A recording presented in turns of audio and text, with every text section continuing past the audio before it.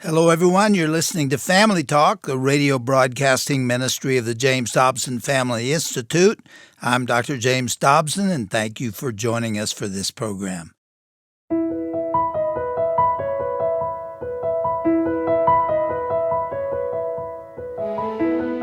Balancing career and family has always been a challenge for mothers with young children at home, but a new generation of entrepreneurial moms is providing hope and encouragement to women who feel as though that the balance is too difficult to achieve. You're listening to Family Talk, and I'm Roger Marsh. Family Talk is the broadcast division of the Dr. James Dobson Family Institute. On today's program, we're bringing you a classic conversation between Dr. Dobson and author and speaker Carrie Wilkerson. Carrie is the author of the book, The Barefoot Executive, the ultimate guide for being your own boss and achieving financial freedom.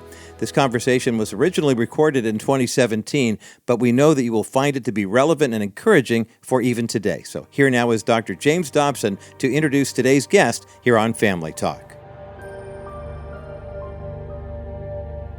Well, hello, everyone. I'm Dr. James Dobson, and welcome to Family Talk. And if you have ever thought about starting a home-based business or working for yourself, you're going to want to listen in today because this is going to be a very interesting program. This is what we call nuts and bolts. This is not theoretical or theological. This is practical.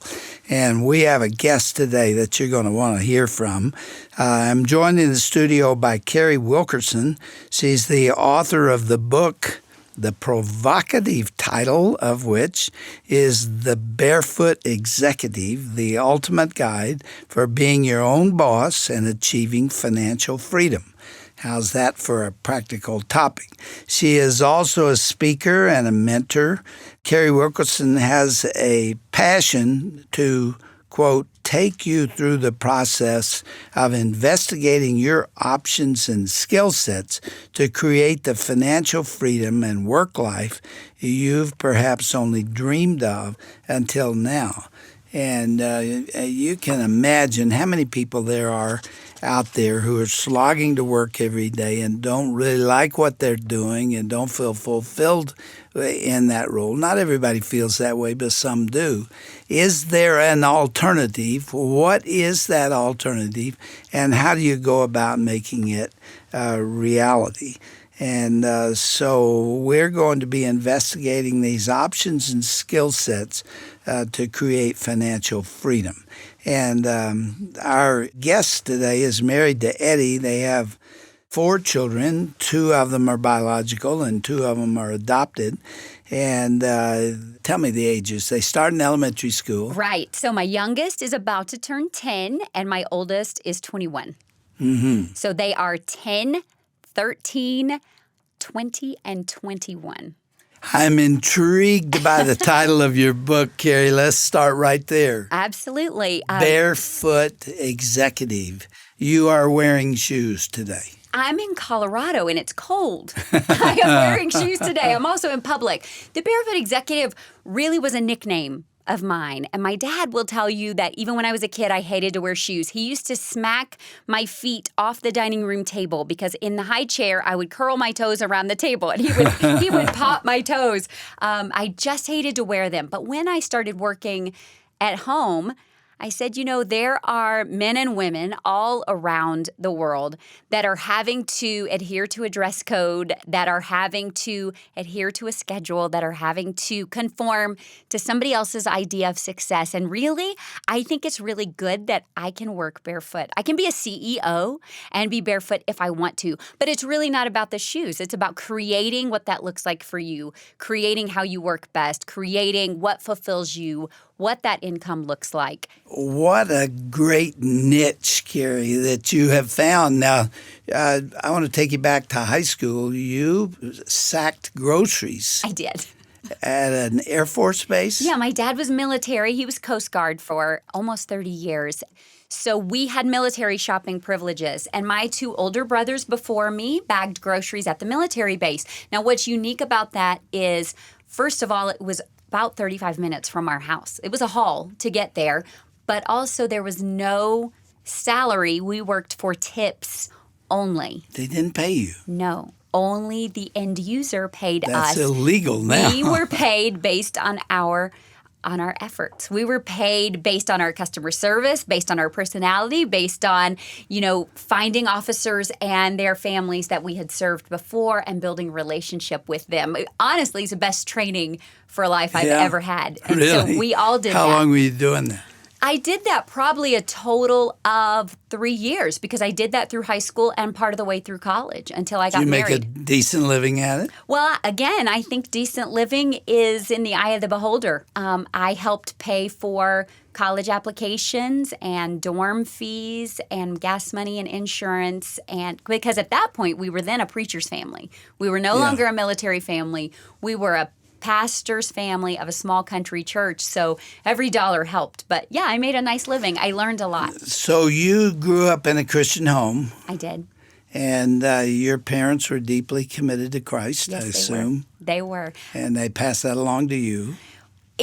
Now, I think I learned from you that we don't pass our faith from generation to generation. We have to own our own faith. We don't get to ride along the strings of our parents' faith. You sure lay the foundation, no. But they did absolutely lay a foundation, which is interesting because they both came from non-deep Christian homes. My dad attended church with his grandparents some, but the reason he became a believer was because he met a pretty girl who couldn't date yet. And the only way he could see her, and that's my mama, was if he would go to church, to the youth group. And his conversion experience was during a revival there while he was there to see a pretty girl. My mom, her parents dropped her off at church and were not opposed to her being at church, but they were not always very faithful themselves. So my parents actually really grabbed onto that faith for themselves. And as a military family across the globe, jumped into ministry wherever they were, served and spread the gospel wherever they were. Well, you've had a really interesting life so far. And you have, I in fact accused you of being very ambitious. I started to say aggressive, but then ambitious. And how soon did you know you were kind of a creative person that could get in and do things differently? Well, I'm the only girl in my family of three brothers. So I always knew I was different. I'm very verbal, more so, and my family's laughing. I noticed that. Really loud right now while I say that. I was the most affectionate person in my family. They'll tell you that I taught them how to show affection and how to be demonstrative. I was probably a peacemaker. If you study The Birth Order, by Kevin Leman at all, I fit all the categories of what he says the youngest does. I was a singer. I was a performer from a very early age. In fact, you began majoring in music in college. Yeah, I changed my major a year before I graduated because I was married and distracted and wanted to just finish. I wanted to be done. Yeah. But I knew I looked at things a little differently. I knew I had a gift of making people laugh and making people comfortable, even though I was a little anxious or insecure myself. And so I knew those were gifts of mine. I didn't know how the Lord would use them. I really didn't. I really thought I was on the path of standard job, standard mom, standard life, which is its own calling. It really is. There's no shame in that. I was blessed, to be called to do that. But I really just thought I would have a normal life. I did not have any aspirations of being an author. Although my mom spoke that over me since I was little. Carrie, I feel like you're going to write a book. You need to write a book. Really? And my dad spoke over me very early. Baby, if you could find a way to get paid for talking, you'll just have it made. Well, my 12-year-old wrote her first book that year on a bedtime story about a dog named Wolf, W-O-O-F. And it sold 40,000 copies at 12 years of age. That's amazing. So we knew she was a writer. Too, very early. Love that. Well, I didn't have those dreams and ambitions.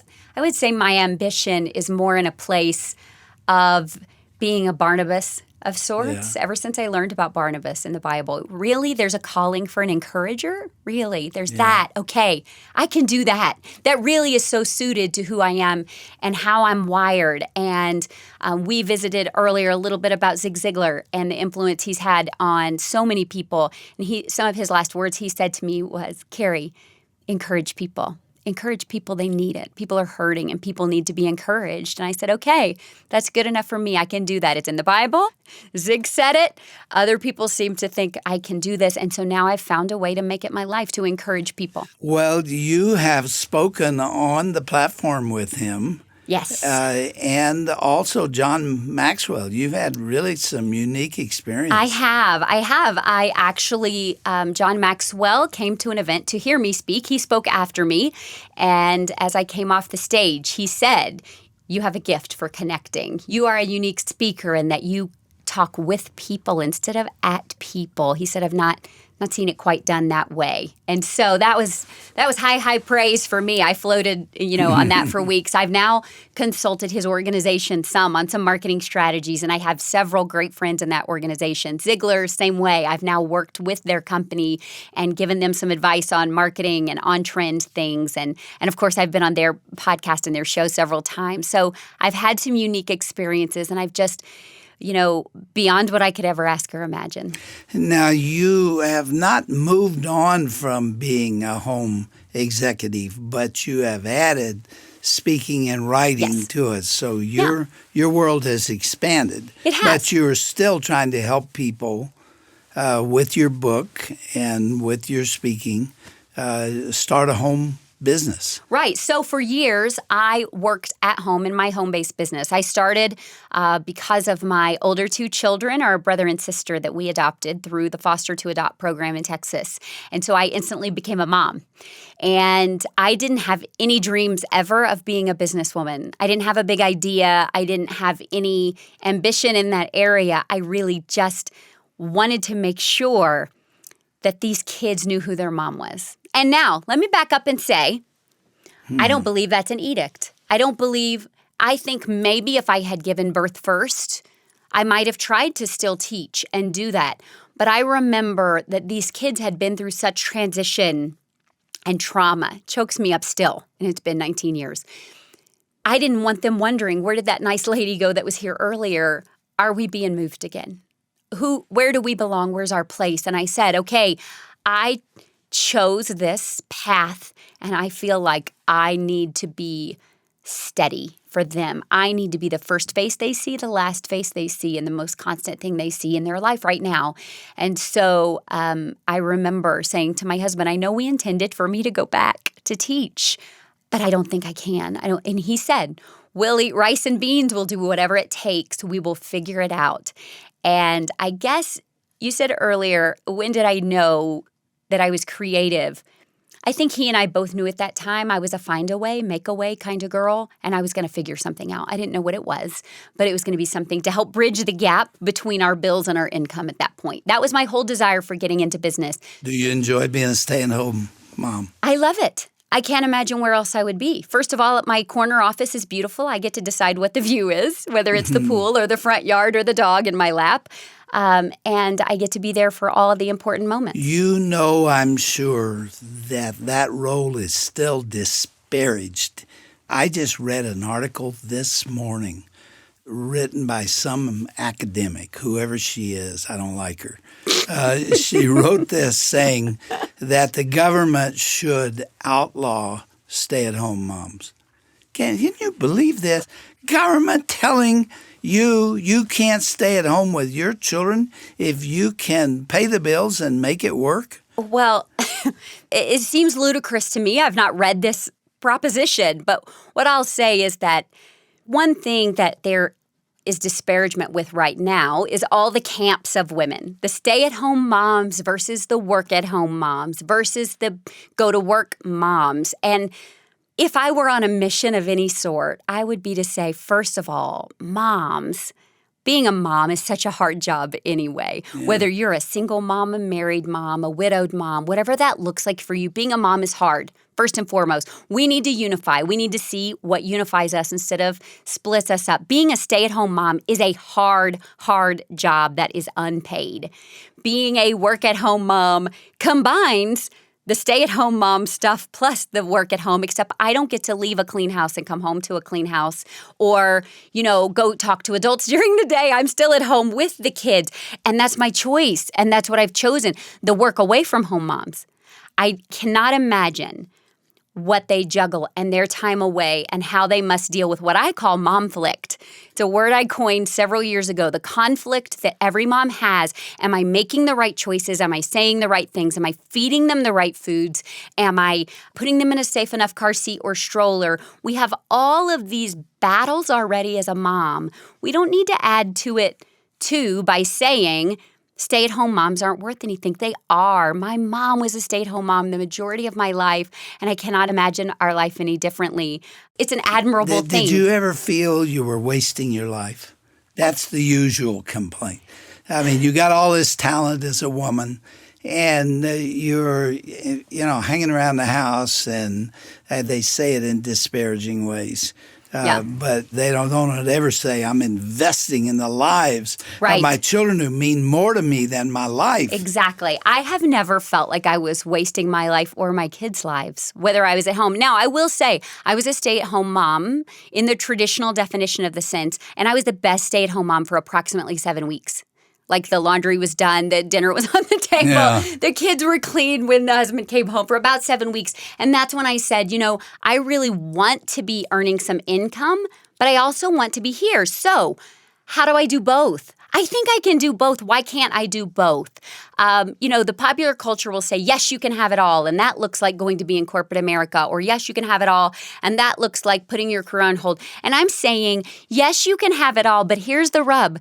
You decide with your faith and your family and what I call your shareholders, the people in your life, the little people, the big people in your life, you decide what all looks like for you. And mamas, those of you that are listening, don't let anybody else define that for you. You and your Lord and your spouse and your kids get to decide that. So if I stay at home, but I also want to earn some money, my mom taught piano lessons. My mom altered choir dresses. My mom did so many things modeling Barefoot Executive life for me that I didn't even recognize. But she was helping my dad's check stretch further. She was doing what needed to be done. And so I think we've had work-at-home moms forever. My longing is this. If women want to be at home, if they really have that longing to be at home, I think there are ways. And if men and women or single moms want to find a way to supplement their full-time income to get out of debt. I mean, debt is at an all-time high. Student loans at an all-time high.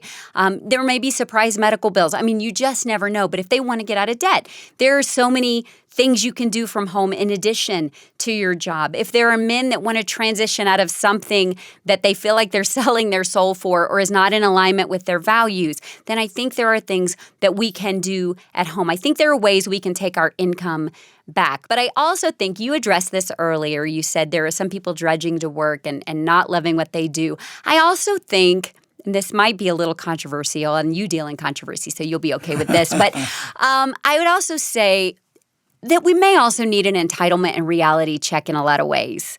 Your attitude is something that you choose.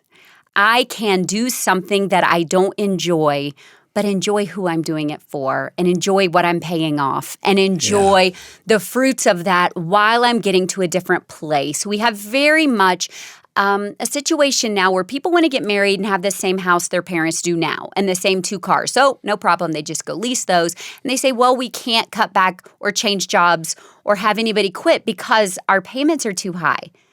They wouldn't be willing to sell the red Volkswagen. They wouldn't be willing to give up one of the cell phones. They wouldn't be willing to downsize the house or go with used furniture. And so I think, number one, we can adjust our attitude about what it is that we're doing. Find some joy elsewhere, maybe not in the job, maybe in who we serve with or who we serve for or what we're paying off or what we're contributing to charity-wise.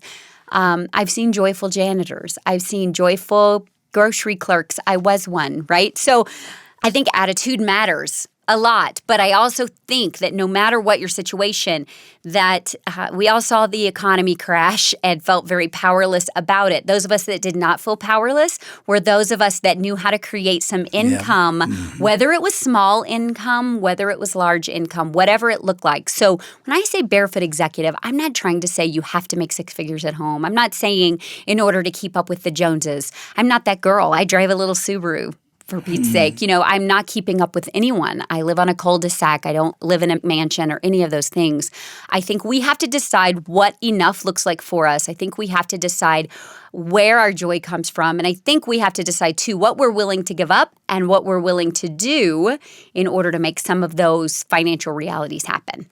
Yeah, Carrie, I want to do another program with you next time because we have not yet talked about the how-tos of starting a home business, which is your stock and trade. And we will pick up with that next time, but we got a couple of minutes left. You once weighed 100 pounds more than you do today. 145 pounds more than I do today. I once And weighed. what do you weigh, if you mind? I don't mind telling you, I used to weigh 266 pounds, and I am 5'3". So that's a lot of weight for a little bit of a woman. So I was much bigger than I am now. And now I am, as of today, which, by the time we broadcast and when you're listening in the future, this number may not be accurate. But as of today, I'm at 122. So I've gone from a size 28 to a size 2. And that's even still with all this extra skin. So we still need a little tailoring on the suit. But yeah, that's been a long journey. It's been a long journey. You really are a creative, disciplined person. I mean, that takes a whole lot. I sense that you're trying not to say crazy and unpredictable. No, I'm admiring you because of your the way you stayed on that diet. You don't call it a diet. I don't call it a diet. Diet we jump off of. Diets we fail at. So this has been a process of about 15 years. So I would lose some and I would gain some. Truth be told, Dr. Dobson, I've probably lost 572 pounds because some of that I kept regaining, right? We gain and lose and gain and lose. But I made a decision in 2002, I think it was, to just make some small changes. Just because I was in a depressed state, and not just because of my weight, there was a lot, but I decided that I could become a victim or a victor. And so I said, you know what, this week I'm just going to drink water. That's all I'm going to drink water in addition to my normal food. Water only. I'm going to drink more water. The next week, maybe I cut out sugar. I did these little changes, how the small, almost imperceptible changes can lead to radical transformation. And you took all the joy out of life when you did that. I did not. I am the most joyful person you will ever spend time with. I have joy even without sugar. We've been talking to Carrie Wilkerson. You're a delightful person, a great interview. And she's written a book called The Barefoot Executive because she can go barefoot at home if she wants to. The ultimate guide for being your own boss and achieving financial freedom. And that is where we're going to pick up next time because I want to get into the how-tos. There are a lot of women particularly who have an agony to be with their kids. They don't want to send them off to a babysitter or a state-sponsored child care thing.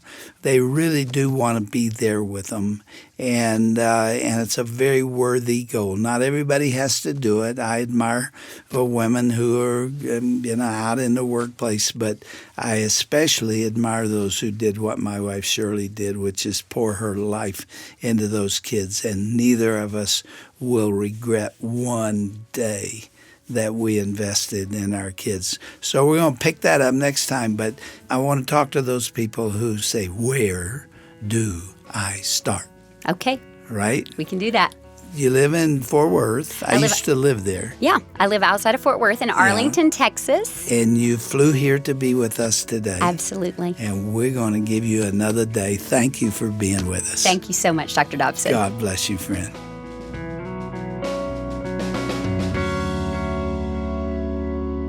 Mom guilt. It really can be a struggle for many moms today. And if you're a mother or a caregiver, I hope you've been encouraged by today's Family Talk broadcast. Now, if you'd like to learn more about Carrie Wilkerson or her book, The Barefoot Executive, visit our broadcast page at drjamesdobson.org/Family Talk. Moms really pour their whole lives into their families. They spend so much time investing in the lives of their children, especially right from the moment they first hold those precious little ones in their arms.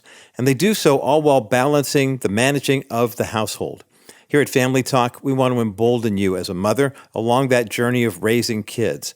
So many people consider being a mom an amazing privilege, and it really is, but they oftentimes don't take into consideration that it really is also the toughest job on the planet. That's why here at the James Dobson Family Institute, we've created the Empowering Moms series, 5 minutes of practical parenting advice packed with timeless scriptural truths and an encouraging prayer to inspire you and your family each and every day. And it only takes 5 minutes to go through these. You can sign up for free when you go to our broadcast page at drjamesdobson.org/family talk and then click the link at the bottom of the page.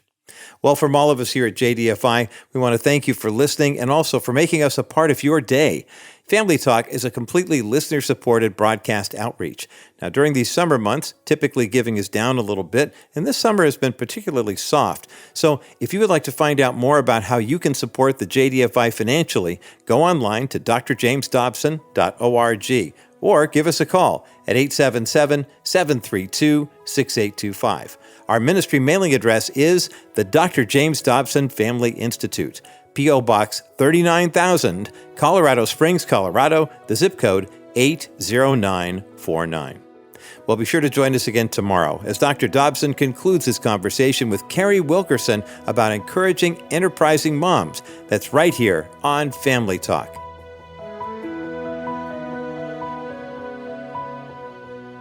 This has been a presentation of the Dr. James Dobson Family Institute.